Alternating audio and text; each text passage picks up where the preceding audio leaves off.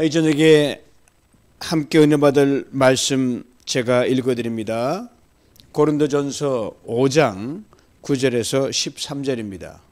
고린도전서 5장 9절에서 13절 말씀 제가 읽어드립니다.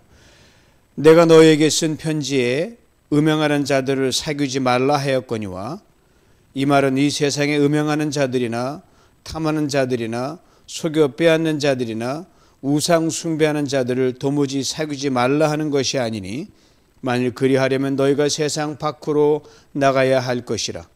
이제 내가 너희에게 쓴 것은 만일 어떤 형제라 일컫는 자가 음행하거나 탐욕을 부리거나 우상 숭배를 하거나 모욕하거나 술 취하거나 속여 빼앗거든 사귀지도 말고 그런 자와는 함께 먹지도 말라 함이라.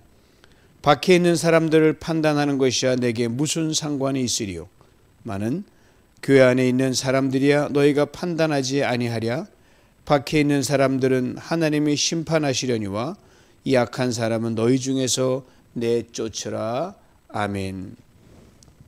복된 수요일 저녁 여러분 있는 곳에서 하나님의 성령이 뜨겁게 역사하심으로 말씀 가운데 역사하신 하나님의 능력이 여러분을 주도해 나가시기를 간절히 소망합니다. 예수님이 이 땅에 계실 때 이런 말씀을 하셨어요. 갈지어다 내가 너희를 보냄이 어린 양을 이리 가운데로 보냄과 같도다. 그렇습니다. 우리가 세상 속에서 산다는 것은 어린 양이 이리떼 속에 사는 것과 마찬가지입니다. 여러분 사파리 알죠? 야생 동물들이 막 있는 것, 그 안에 힘없는 사람이 더불어 가는 것을 연상하시면 되겠습니다. 그러니까 세상에 이리떼들이 득실거린다 말이죠. 뭐 이리떼만이겠습니까? 간특한 뱀도 있고 호랑이도 있고 해로운 짐승도 있고 곤충도 그렇죠. 오늘 본문에 이리떼들이 득실거리는 세상을 이렇게 설명해 줍니다. 세 가지 부류의 사람들로 설명을 해요. 먼저는 음행하는 사람들입니다. 다음은 탐하는 사람들과 속여 빼앗는 사람들입니다. 그리고 우상 숭배하는 사람들입니다. 이 가운데서 바울이 지난 시간에 살펴본 대로 음행에 대해서 아주 단호하게 적고 있습니다.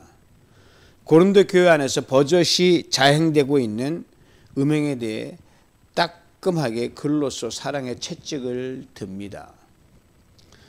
아신 대로 채찍에 사랑을 담아도 때리면 아프잖아요. 아픔을 느낍니다. 그래서 잘 받아들이면 이것처럼 고마운 것은 없습니다. 왜요? 사랑의 매로 인해 사람을 잃지 않고 얻게 되었기 때문입니다. 그리고 그가 이제 흔들리지 않고 믿음의 견고히 서서 나가게 되었고 그럼으로써 사랑에 매료된 것이 참 보람이 있었다라고 느끼기 때문입니다. 소위 말하는 가르침의 기쁨이지요. 양육의 기쁨입니다.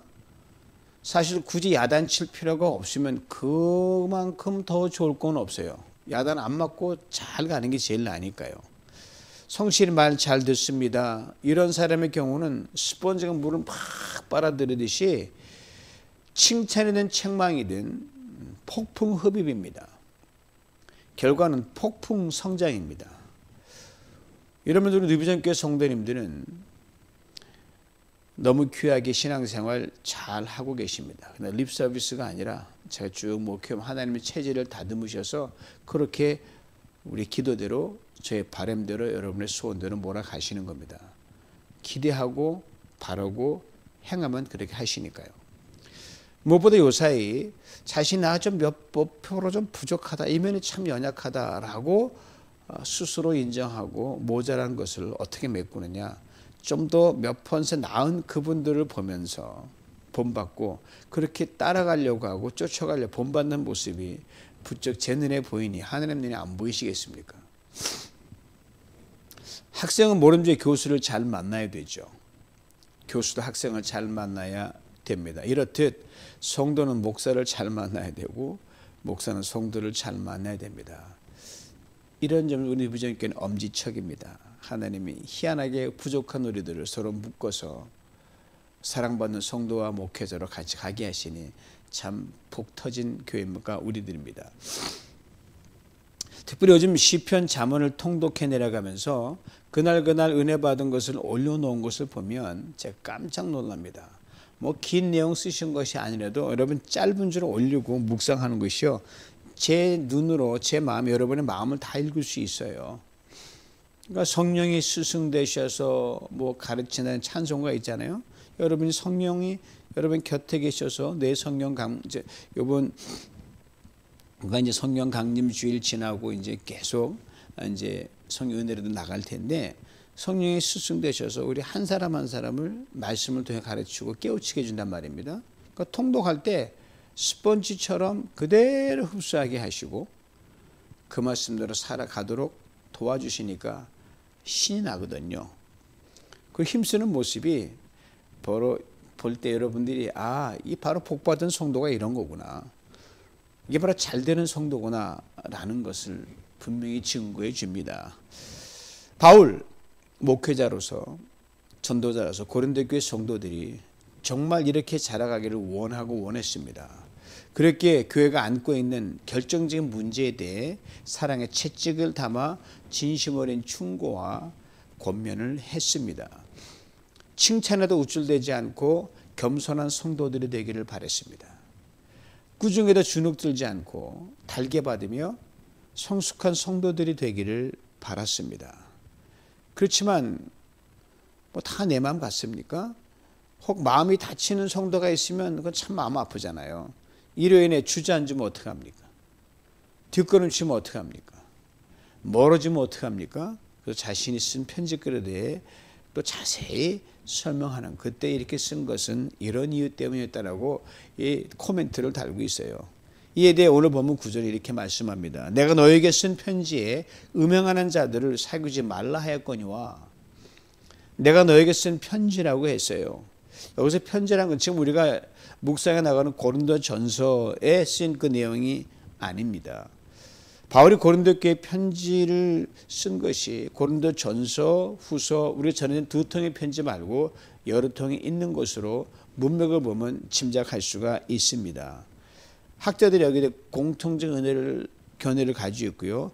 여러분 보통 사람도 요 대목에서 뭔가 이전에 편지가 있었을 것이다라고 추측하는 대목이 있거든요. 그러니까 편지란 고린도 전서를 쓰기 전에 쓴, 지금은 존재하지 않는 그 편지를 말합니다. 바울이 편지에서 초창기니까 들으면 얼마나 열불이 나요.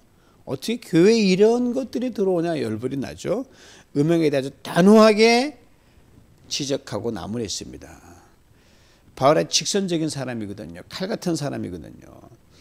그러니까 그 편지에 담긴 꾸중의 톤은 굉장히 강했으리라 생각을 합니다. 그래서 그때 바울이 썼던 내용을 압축해서 이렇게 다시 적고 있는 거예요.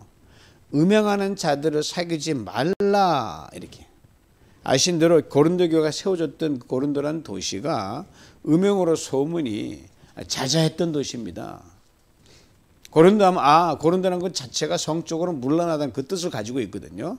자, 이런 상황에서 바울이 아주 강경하게 음행하는 자들을 사귀지 말라고 쓴 편지들을 받아든 고린도 교회 성도들 깊은 고민에 빠졌습니다. 당장 내일 예배 마치고 그다음에 월요일 돼서 우리처럼 세상으로 출근하게 되면 그때 만난 아무에게는 이제 멀리해야 하거든요. 어제까지 그렇게 친구로 사귀며 지냈던 사람들 피해 다녀야 하거든요. 왜요? 바로 그들 중에 고린도 도시에서 음행하는 사람들로 소문난 사람들이 있었거든요. 뭐 이 친구 좀 끼가 많아, 뭐 이 친구 좀 이렇게 그래, 이런 거. 실제로 그걸 자랑으로 한 사람 많이 있었거든요. 눈을 떠서 맞는 매일 고린도 교회 성도들이 나가서 생활을 해야 하는 곳이 이런 음행하는 친구들이 있는 세상 속 고린도 도시거든요. 그런데 이런 음행하는 사람들을 만나지 않고 교제하지 않으려면 세상과 담을 쌓아야 돼요. 심한 교회는 교회 안에서만 살아야 됩니다. 집문 걸어 잠그고 드문 불출 밖으로 나오지 말아야 돼요. 제가 어떻게 해야 되는 겁니까? 바울의 편지를 받아들고 고린도 교회 성도들, 아마 바울의 이 말을 오해한 사람들이 상당수 있었을 것으로 짐작합니다. 특히 예수 그리스도를 신실히 믿는 성도들의 경우는 더욱더 그랬어요. 아니 예수님도 이 죄악 많은 세상에 오셨지 않냐. 우리가 구원을 받았지 않냐. 이건 그렇다면 우리들은 어떻게 하란 말이냐. 그러면서 그 중에는 이렇게 생각하는 사람도 있었을 거예요. 바울, 당신이 예수 믿게 된 것만 생각해 보세요. 우리가 다 알고 있는데, 당신이 어떤 사람 다 알고 있는데, 죄인 중에 계시고 핍박한 거 알고 있는데 어떻게 가혹하게 글을 쓴단 말입니까? 라고 생각하는 사람이 있었거든요. 네, 맞아요. 그리스도인들에게 세상은 피해 도망가는 곳이 아닙니다. 싫어도 힘들어도 요지경 같은 곳이라도 그 속으로 들어가야만 하는 곳이 세상입니다. 예수님께서 분명히 알고 계셨기에 소도서 말씀한 대로 당신의 제자들을 세상에 보내면서 이렇게 말씀하신 겁니다. 갈지어다 내가 너희를 보냄이 어린 양을 이리대로 보내는 것과 같다. 즉 이런 말씀이죠. 이리가 득실거리냐? 그래도 너희들이 들어갈 곳은 그 득실거리는 세상 속이다. 이 말씀이에요. 참 아이러니하죠. 다시 말씀드리면 세상은 피하는 곳이 아니라 들어가 더불어 삶을 살아내야 하는 곳이요. 그곳에서 일어나는 모든 상황, 그곳에 사는 모든 사람과 마주하고 직면하는 곳이다. 이 말이에요. 그렇다면 바울의 편집글의 진정한 의도가 무엇입니까? 바울의 설명을 들어봅시다. 먼저 10절 말씀 봅니다. 이 말은 이 세상에 음행하는 자들이나 탐하는 자들이나 속여 빼앗는 자들이나 우상 숭배하는 자들을 도무지 사귀지 말라 하는 것이 아니니 만일 그리하려면 너희가 세상 밖으로 나가야 할 것이라. 이 말은 이란 음행하는 자들을 사귀지 말라는 바울의 편집글 내용입니다. 그리고 이것을 이번 편집글에서는 구체적으로 세분화해서 적고 있습니다. 즉 세상에서 하나님을 믿지 않고 예수 그리스도를 믿지 않는 사람들인데 먼저는 음행하는 사람들이요, 다음은 탐하는 자들이요, 속여 빼앗는 자들이요, 그 다음에 우상 숭배자들이라고 구체적으로 나열하고 있습니다. 2000년 당시나 2000년 지난 오늘이나 요 그룹 면면을 보면 세상 크게 달라진 것이 없는 것 같아요. 요즘도 그런 뭐 다 그대로 나타나니까요. 차이가 있다면 좀 더 세분화되었다는 거죠. 좀 더 많은 이제 이 지구촌이 하나가 되고 뭐 통신이 발달해 가지고 전에 보이지 않던 게 원래 있었던 건데 안 보내 드러나니까 더 많은 것처럼 느껴집니다. 예를 들면 음행의 경우를 봐요. 아주 공인화됐잖아요. 간통죄가 폐지돼 가지고 노골적으로 가정 해체를 불러오고 마음 놓고 대놓고 이제 성적 물러남으로 가는 겁니다. 탐하는 자들의 경우도 보면 금융사기의 규모가 상상할 수 없이 커지네. 버튼 하나만 누르고 전화 한 통만 하면 보이스 피싱 다른 걸로 해가지고 그냥 수 엄청나게 많은 돈이 뭐 그래서 한두 푼이 몇천 불이 아니에요. 몇억 불이 팍 빠져나가고 이렇게 뺏길 수가 있습니다. 우상 숭배의 경우는 가짓수가 상당히 많아졌어요. 문화가 그만큼 문화화되고 다변화됐다는 거죠. 예를 들면 게임이 우상입니다. 드라마가 우상입니다. 취미가 우상이고 레포츠가 우상입니다. 뭐 그게 갖다 대면 우리가 거기에 픽 빠지고 하늘은 멀리하면 다 우상이 되어버리는 거예요. 그래서 이런 사람들이 널려 있는 곳이 세상 아닙니까? 세상에 발을 딛고 사는 동안 이들과의 접촉을 피한다는 것은 불가능합니다. 같이 떼미고 같이 어깨도 부딪히고 갈 수밖에 없어요. 그렇게 바울은 이들과 접촉하지 않고 살려면 세상 바깥으로 나가라 이 말이에요. 액면 그대로 해석하면 지구를 떠나야 된다 이 말이죠.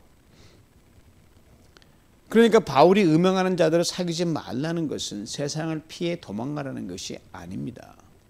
그래 그리스도인 우리들이 세상 사람들이 하나님을 안 믿고 예수를 안 믿는 모습에 대해서 우리가 판단할 아무런 이유가 사실 없습니다. 왜? 그들은 하나님을 모르니까 그렇게 할 수밖에 없는 거예요. 물론 공공연하게 많은 다수에게 피해를 주는 것은 법으로 뭐 그때나 지금 다스려지지만 그렇지 않은 것은 신앙과 관련된 것이 아니기에 안 믿는 사람들의 삶의 모두거든요. 뭐 예수를 보면 그게 죄인지 뭔지 질퍽되고 가잖아요. 이 신앙인 하나님 아는 그리스도 아는 우리의 잣대로는 동일하게 판단해서 또 정죄할 수 없다는 겁니다. 만약 그리 되면 세상을 잃게 됩니다. 하나님 우리 세상에 보내신 것은 세상을 감동시켜서 하나님께로 세상을 이끌게 하기 위함 아닙니까? 근데 세상을 정죄하고 판단하는 위치에 있다 그러면 어떻게 세상이 우리 안에 감동과 감화를 받을 수 있겠어요? 오히려 우리가 미운 털이 박혀버리죠. 그렇게 해상 속에 들어가서 그리스도인들의 마땅히 살아내야 할 모습을 보여주는 정말 지혜를 짜내야 됩니다. 오늘 설교 제목처럼 그리스도인들의 생활 양식이에요. 그리스도의 way of living, modus operandi입니다. 이런 점에서 세상에 보여주는 그리스도인들의 모습은 대체로 세 가지로 나타납니다. 첫째가 함께 마구 세상 사람 구분 없이 막 뒹구는 거예요. 이게 그리스도인인지 해상 사람인지 구별이 안 되게 막 같이 뒹구는 거예요. 이 경우는 세상과 차이가 없으니까 선한 영향을 끼칠 수가 없습니다. 뭐 연약하고 믿음이 초신자 모르지만 다 되는데 이렇게 육신이 연약해서 그건 핑계입니다, 여러분. 세상 사람들 하는 거 그대로 다 따라하게 될 경우요, 겉으로는 세상 사람 아무 말도 안 해요. 그래 뭐 너도 사람인데 그럴 수 있겠지. 근데 여러분 속으로는 어떻게 생각하는지 아세요?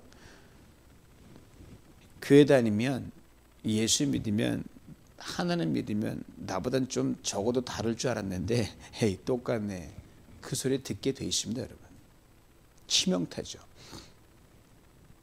이렇게 되면 세상과 같이 흐느적거리는 모습이 연출될 수밖에 없습니다. 둘째는요, 속된 말로 세상과 담을 쌓는 거예요. 과거 신앙을 지킨다는 명분으로 수도원 운동이 유행해진 적이 있었어요. 기도원 운동도 유행한 적이 있었습니다. 때로는 아예 무리를 지어가지고요, 그냥 산골 동굴 속으로 탁 들어가가지고 거기 공동체를 이루며 살았던 적도 있었습니다. 지금도 간혹 이런 무리들을 짓고 사는 사람도 여전히 있어요. 아미시 공동체라든지 키부츠 공동체가 바로 그런 것이죠. 예수님 당시에는 쿰란 공동체가 있었어요. 그리고 SNS 공동체도 강력한 수포 극단주의자들이죠. 주로 사회바다를 끼고 형성되어 있었습니다. 제가 지난번 성주시 갔다 와서 그들이 공동체 생활하는 걸 다 봤거든요. 이렇게 되면 극단적인 모습으로 변질돼 가지고요, 세상에 대해서 거꾸로 우리는 너희들과 달라 우월의식에 빠지고 선민의식에 사로잡혀, 그것이 또 문제가 됩니다. 도망간다고 벗어난다고 올 때가 안 묻습니까? 셋째는요, 세상 속에 들어가 살면서 막 묻어가는 것처럼 보이지만 뭔가 달라요. 아주 감동과 감화를 주면서 본이 되는 삶이에요. 이렇게 되면 안 믿는 상사 밑에 들어가더라도요, 열심히 충성하는 부하 직원으로 살아갈 수 있습니다. 상사가 감동을 받게 되죠. 그래서 지켜보다가 야, 너가 믿는 하나님 나도 믿어보자. 너가 믿는 예수 나도 믿어볼게. 이렇게 됩니다. 정말 그래요. 성경서에 등장하는 대표적 믿음의 사람들 중에 그렇게 산 사람들 아주 많은데 좀 열거해 볼까요? 아브라함을 보면 이방 족속 아비멜렉과 함께 살면서 선한 영향을 끼쳤어요. 그 아들 이삭도 이방 족속의 하인들과 다투지 않고 그냥 우물을 뺏으면 뺏기고 파놓고 또 하면 또 오면 또 주고 양보하고 손해보면서 선한 영향을 끼치고 살았어요. 다윗도 어찌 보면 이 부류에 속합니다. 사울왕의 모진 핍박에도 불구하고 원수 같은 사울을 선대했거든요. 결국은 사울이 인정했거든요. 너 정말 너 하는 왕감이다 이렇게 얘기했거든요. 야곱 얄미운 사람이지만 유독 외삼촌 라반의 집에 가서는요, 뭔지 모르지만 그렇게 죽으라고 허리가 부러지도록 섬겼습니다. 요셉은 이 점에서 탁월했죠. 보내지는 곳곳에서 피하지 않고 그것이 무엇이든 상황을 피해 도망가지 않았습니다. 모함을 받을 때도 그 자리를 지켰고요. 오해를 받아도 자기 자리를 지켰고요. 심지어 감옥에 보내줘도 그는 자기 자리를 지키고 현실을 그대로 받아들이면서 최선을 다해 섬겼습니다. 그냥 같이 히브리 신앙 가진 사람 섬긴 게 아니에요. 대부분 여호와의 신앙과는 거리가 먼 이방인들에게 그리했습니다. 지난 토요일에 살펴봤던 오바댜라는 인물도 이 점에서 돋보입니다. 오바댜, 남들이 다 무서워 벌벌 떠는 악명 높은 이 북이스라엘 왕후 이세벨, 그리고 그 남편 아합 왕이 사는 궁궐에서 함께 살았거든요. 그러니까 죄악의 소굴에 들어간 거예요. 우상의 소굴이었습니다. 그런데 바로 그곳에서 오바댜, 악을 일삼는 왕과 왕후를 감동시켰다는 거 아닙니까? 한 사람은 더 예를 들어봅니다. 아람의 군대 장관 나아만입니다. 요즘 표현으로 말하면 그는 익명의 크리스천이었어요. 다시 고국 아람으로 돌아와 하나님을 믿지 않은 왕을 지극정성을 섬기고 충성을 했습니다. 성경은 그의 신앙적 행적에 대해서 함구하고 있지만 분명 굵직한 신앙과 삶의 본으로 왕궁은 물론 나라 백성들과 그의 휘하 부하들에게 선한 영향을 끼쳤음에 틀림없습니다. 바울이 이런 성경의 인물들을 그의 편지에 사람은 언급해놨으면 얼마나 좋을까 하는 아쉬움이 있어요. 그러면 좀 이해가 빠를 텐데. 그러나 그는 분명 고린도 교회 성도들에게 이렇게 웅변으로 말해주고 있습니다. 사랑하는 고린도 교회 성도 여러분, 내가 편지글에 담고자 하는 진정한 의도는 이것입니다. 세상에 대해서 여러분은 세상을 떠나지도 멀리하지도 마시고 세상 속에 깊이 들어가십시오. 여러분이 취한 그 자리를 뜨지 말고 선한 영향력으로 거기를 지켜내고 감동으로 이끌어내십시오.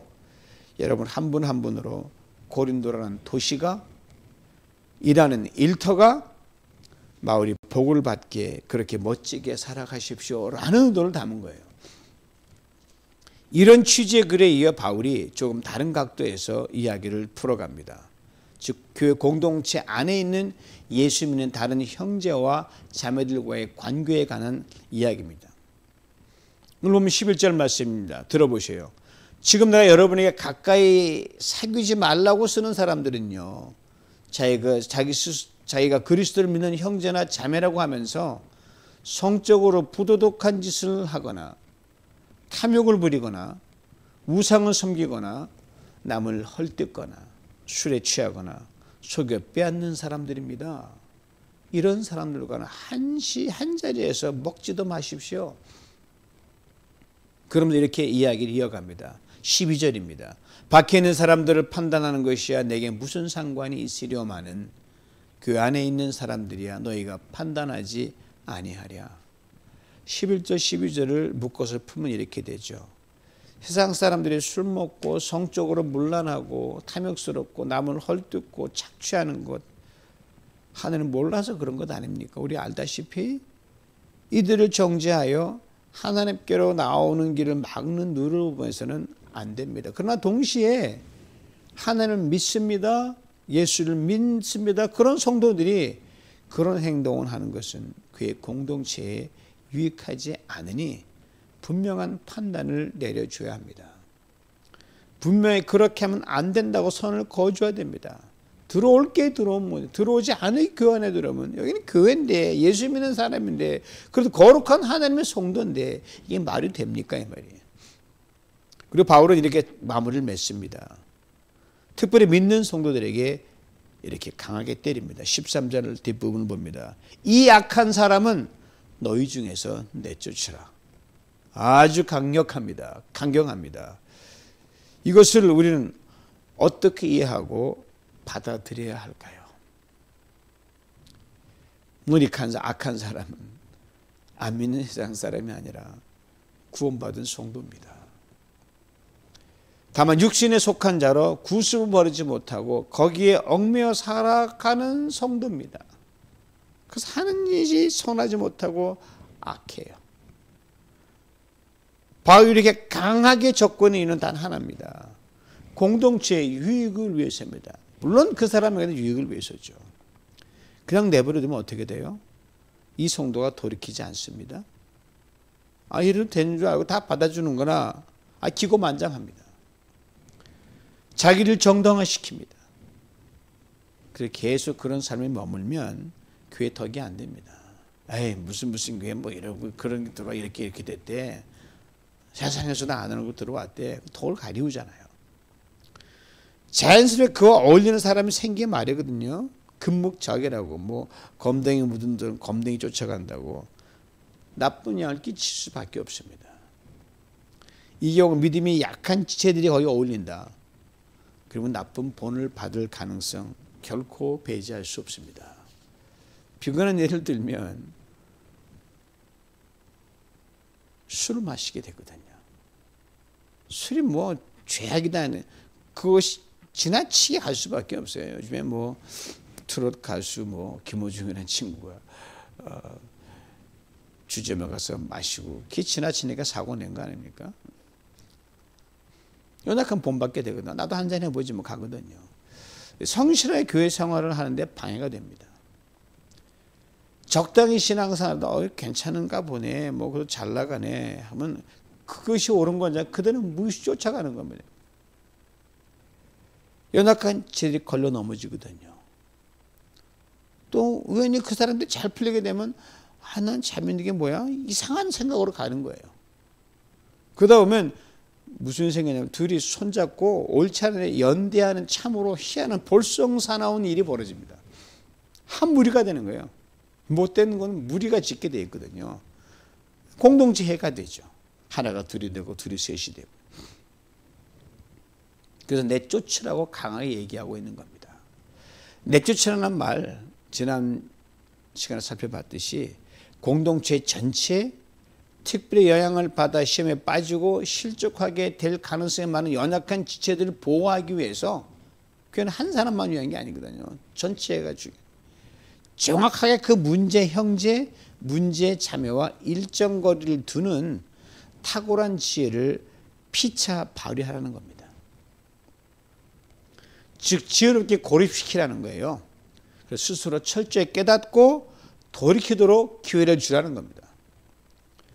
그리고 이 말은 포기하라. 문자가 들어 그냥 사달하게 내줘가지고 지옥가게 내버려둬라. 이렇게 극단적으로 받아들이면 곤란합니다. 문제 지체는 바이러스 환자와 같은 거예요. 같이 있으면 바이러스에 감염되잖아요. 여러분 팬데믹 때 얼마나 많은 우리가 거리 두기를 강조했습니까? 아예 그 바닥에 도로에도 새기고 약국가도 새기고 식당 가도 새기고 10년 집에 새기고 막 그랬거든요. 생각나시잖아요. 불과 얼마 전입니다. 네, 일단 거리 두기가 최상입니다. 그러면 속으로 간절히 눈물로 기도할 뿐이에요. 왜 하나님만이 그를 돌이키실 수 있기 때문입니다. 여러분 신앙생활은 교회생활입니다. 교회생활은 사회생활로 직결됩니다.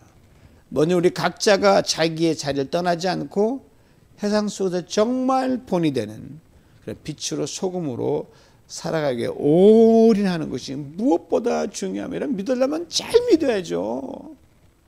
적당히 믿는 것처럼 필요한 거 없어요. 확실히 잘 믿으면 아주 행복합니다. 쉬워요. 세상이 부도덕하다 흉볼 필요 없습니다. 여러분 내가 거룩하면 되잖아요. 세상이 거짓투성이다라고 비난할 것도 없어요. 내가 정직하면 되지 않습니까? 세상이 온통 술판이다. 드라마를 봐도 술잔 겨울이고 뭐 실제 생활이든 술 없으면 안 돼. 술이다. 또 걱정할 필요 없어요. 내가 성령의 술에 취해서 깨있는 그리스도의 덕을 끼치면 되지 않습니까? 취미를 마실 것도 없어요. 세상이 타락합니다. 성적으로 문란하고 속이고 빼앗고 정말 유주경이다라고 한탄할 필요도 없어요. 주님의 말씀대로 우리는 세상 속으로 보냄받은 양입니다. 양의 방식으로 살아가면 됩니다. 독수리는 날카로운 부리를 쪼아대지만 양은 부리가 없잖아요. 사자는 날카로운 발톱이 있지만 양은 그게 없잖아요. 손해보면 보는 거예요. 욕하면 넉넉히 받아들이면 되고요. 빼앗으면 웬만한 건 줘버리면 돼요. 뭐 그렇게 바보처럼 사는 것이지요. 여러분, 그게 지름길입니다. 거기에 능력이 있습니다. 세상에 다 눈여겨봅니다. 아, 저 사람 참 바보 같네. 근데 자기들 하는 거 너무너무 다르거든요. 바보처럼 보이는데 천재 같은 탁월한 수준의 그걸 바라거든요. 결국은 이리 같은 사람들이요, 양인 우리들에게 감동을 먹습니다. 그리스도를 알게 되는데 이릅니다. 양이 사자를 이기는 거 봤습니까? 이깁니다. 예수 안에서. 양이 곰을 이기는 거 봤습니까? 이깁니다. 예수 그리스도 안에서. 동시에 교회 공동체 내에서는 또 탁월한 지혜를 발휘하여 예수를 믿을 바엔 정말 잘 믿는 모습을 보여주는 거예요. 아, 저 권사님만큼 예수 믿고 싶다. 저 집사님만큼 예수 믿고 싶다. 저 성도만큼 참 신앙 잘하고 싶다. 보이거든요. 그런 걸 통해서 문제 지체들이 영향력을 바라지 못하게 약화시키는 아주 긍정적인 파워가 되면 되는 거예요. 그리고 문제 지체들과 철저히 거리두기를 하여 이들이 육주도적인 삶에서 성령 주도적인 삶으로 돌아설 수 있도록 뜨거운 눈물의 기도로 중보해야 합니다. 이것이 그리스도인 우리들이 세상 속에서, 교회 공동체 속에서 살아가야 하는 삶의 방식입니다. 크리스천 모두스 오페란디예요. 이런 탁월한 삶으로 주님께 기쁨이 되고 세상과 공동체에 뜨겁고 진한 감동을 주는 성도를 끝까지 잘 달려가시는 우리 모두가 될 수 있기를 주님의 이름으로 축원합니다. 기도합니다. 하나님 아버지, 감사합니다. 2000년 전에 고린도 교회에 처한 상황이나 오늘 지난 후에 문화적으로 여러 가지 많은 상황 속으로 나음이 있지만 여전히 죄가 관영하고 인간이 아버지님 요지경 같이 가는 것은 더한 것처럼 보입니다. 때문에 아버지 세상을 들어가기 힘들어하지만 그러나 주님은 들어가라 말씀하십니다. 싸우는 자로 가지 않고 얻어 터지고 수용하는 양으로 가라 말씀하십니다. 주님, 이러기시도 성령의 충만함 주시고 탁월한 그리스도의 거룩으로 더 입혀주시옵기 원합니다. 모두 교회 안에서 아버지 하나님 긍정적인 수양영을 끼치는 지체로 우리가 자라기 원하는데 연약하여 육주도적으로 가는 사람들이 있을 때가 있습니다. 하나님, 그걸 수수방관하지 아니하고 타이르든 거리든 해서 이들도 예수 안에서 잘 믿는 자로 갈 수 있도록 우리가 늘 돕고 기도하는 가운데 그들이 변화로 돌아올 수 있도록, 신령한 사람을 갈 수 있도록 우리의 삶이 타고난 영성을 발휘하게 만들어 주시옵소서. 예수님의 이름으로 기도하옵나이다. 아멘.